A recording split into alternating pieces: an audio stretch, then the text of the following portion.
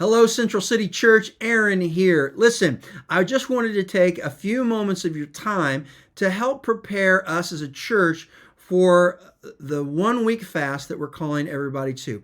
If you're not aware, beginning this Sunday, January 14th through January 21st, we're going to have a week of fasting. Now, I'll explain a little bit about what fasting is, but I want to assure you, each and every one of us has the opportunity and the ability to choose what fasting that week looks like for us.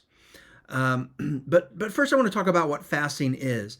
Fasting's not a diet. I know some people do intermediate fasting as part of a diet. It's not. That's not what it's meant to be.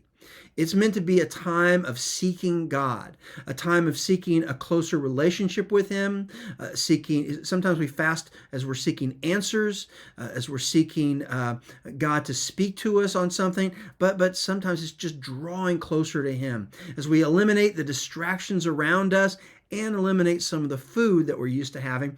We believe that it's a time of prayer and seeking after God. Seeking God for our personal walk with Him, but also seeking God to move within our church, this church that we just planted last year.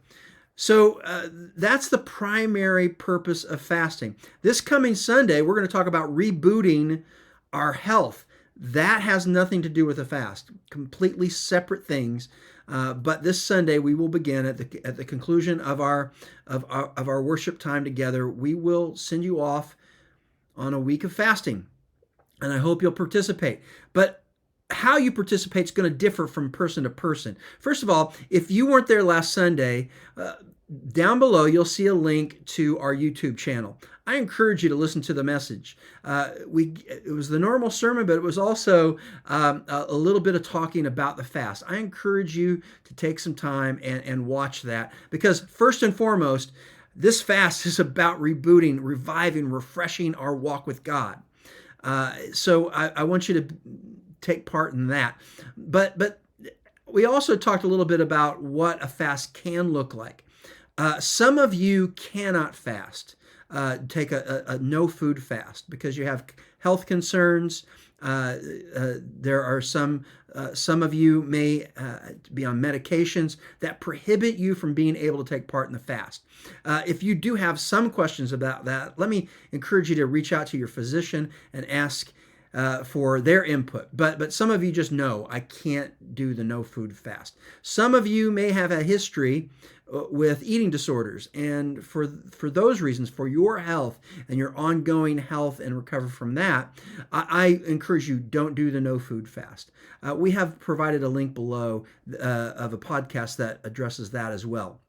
We want to help you prepare.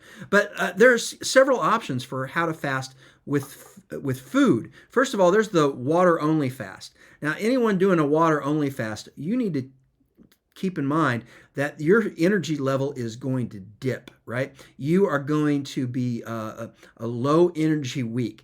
So if you do physical labor for work, if you just need to be aware that's what's going to happen to you there. So water only fast is for some people that choose it, but they're able to do it physically. A juice fast, that's the second kind of fast, where we eat no solid foods, but we drink fruit juice and vegetable juice. That gives us the blood sugar that keeps our energy up. We're still very hungry. Craving food is part of the fast. But you get the energy. When I do extended fast, that's the fast that I personally, anytime I've ever done an extended fast, I've done a juice fast. And then finally, there's what I call the boring food fast. This is for people who, for medical reasons, can't go without food for the week. If you have a physically demanding job, you need fuel for your body, this is a good option for you. It's called the boring food fast. And what I say there is you eat the same meal the same foods for every meal, and it's boring. I recommend boiled chicken, plain rice, and a raw vegetable for every meal. You're still going to crave other foods. You're probably going to feel some hunger pains because you're not filled up with all the carbs that you normally have, but that'll give you the fuel that you need to get through the fast. So there's three options for somebody that's going to take part in the food portion of the fast. Now, second, along with denying ourselves food, I recommend for everyone doing the fast, shut down the media for the week. No television, no podcast, no radio. The exception, I would say, is limited amounts of Christian media. Spiritual formation, something that'll draw you closer to God, either sermons, messages, podcasts, or worship music, but not just for background noise, but to actually worship. And then not only a media fast, but social media fast, where we can just pick up our phone and scroll for hours. Let me recommend that you shut down your social media for the week. I'm going to delete the apps from my phone because my muscle memory pulls them up so often. I'm going to cut them completely off my phone for that week. And then finally, avoid consumerism. This is not the time to fill the empty space with shopping, go and buy a new outfit. Just get off the shopping spree, and it's all about creating some quiet for us to pray, because it's not just about what we don't do, it's about what we do. So during this week of prayer and fasting, let me recommend that you pray at least 3 times a day, morning, midday, and evening.